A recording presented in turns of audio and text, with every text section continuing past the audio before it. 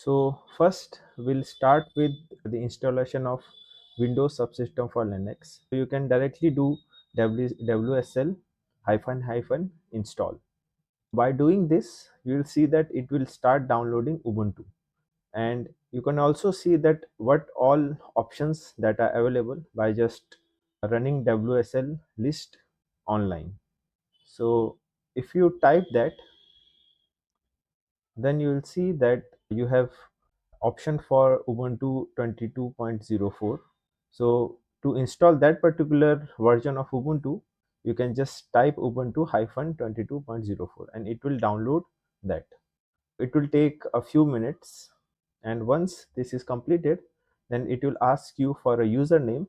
That username can be a different username that may not match your Windows username, and then you can also set password.